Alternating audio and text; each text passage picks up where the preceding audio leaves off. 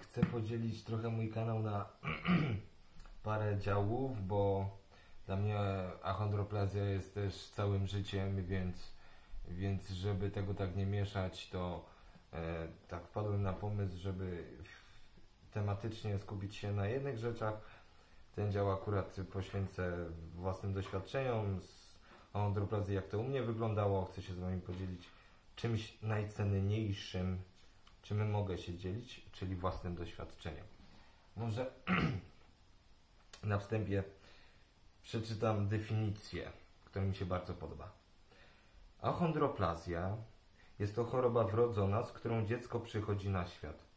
Przepiękne stwierdzenie. Polega na znacznym skróceniu kończyn z powodu zaburzenia kostnienia kości długich, czyli rąk i nóg, które niekiedy dochodzą jedynie do połowy swojej należnej długości. To by się zgadzało, bo jak siądę obok Ciebie, to w tym miejscu, gdzie Ty masz kolana, ja mam kostki i moje stopy. Ręce są krótkie i szerokie, zaś środkowe 3 palce równej długości, tego akurat nie mam. Wzrost tułowia jest upośledzony jedynie nieznacznie. Choroba widoczna jest tuż po urodzeniu. Osoby dotknięte nią rzadko osiągają wzrost powyżej 120 cm.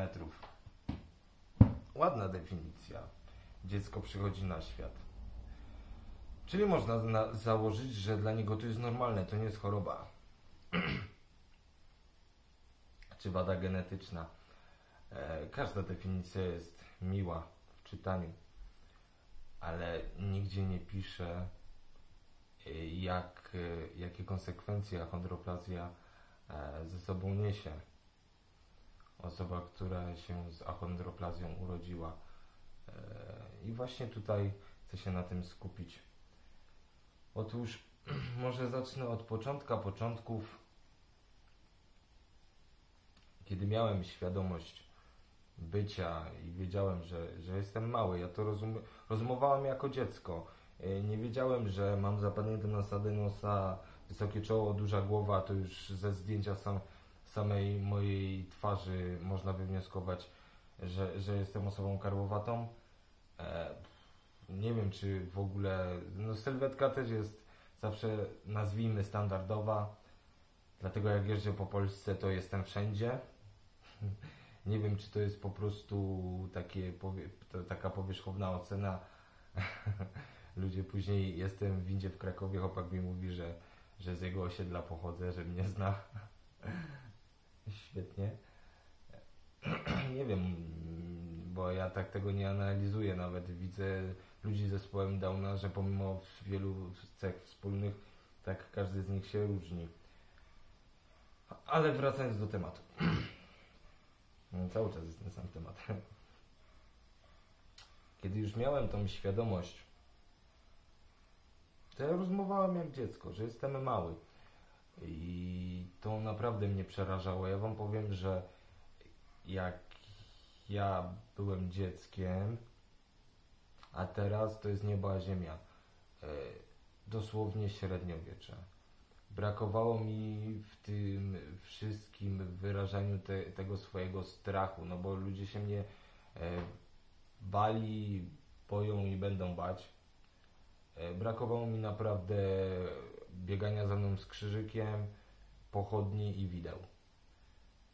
Dziś to naprawdę jest inaczej, ludzie są bardziej otwarci, bardziej tolerancyjni, wyrozumiali, jakoś trzymają się pewnego fasonu społecznego, że nie wypada jakoś na drodze się idiotycznie zachowywać.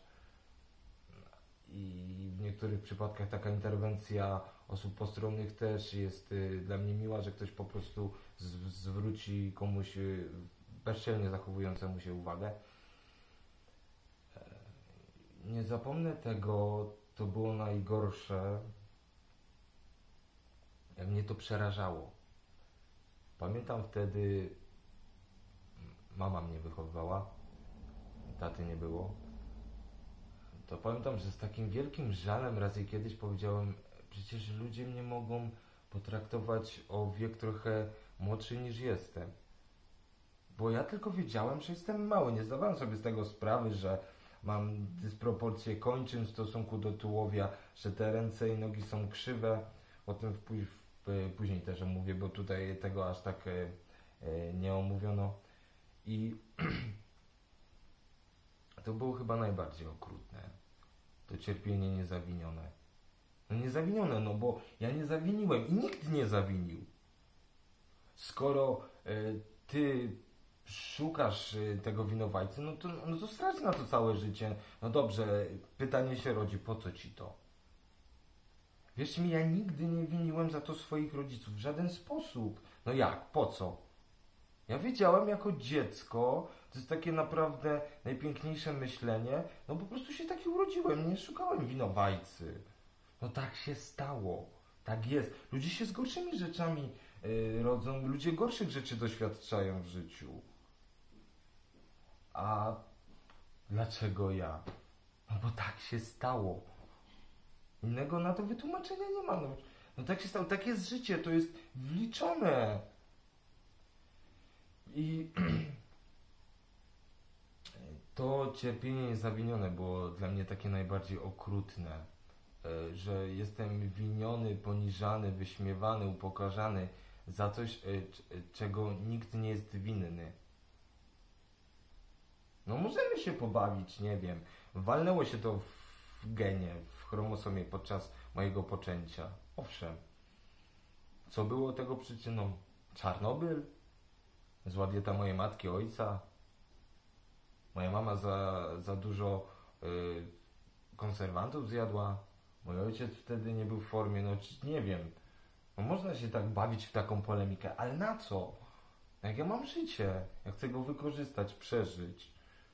A nie tylko siedzieć na dupie i krzyczeć, dlaczego ja. No bo ja. Ja, Dandris, mama chondroplazję i swoim własnym doświadczeniem chcę się podzielić z całym światem tym, kto mnie oczywiście obejrzy. BTW. Bardzo dziękuję za komentarze. Naprawdę, wierzcie mi, byłem tak zeschizowany, ja miałem takie nerwy. No, mój pierwszy raz.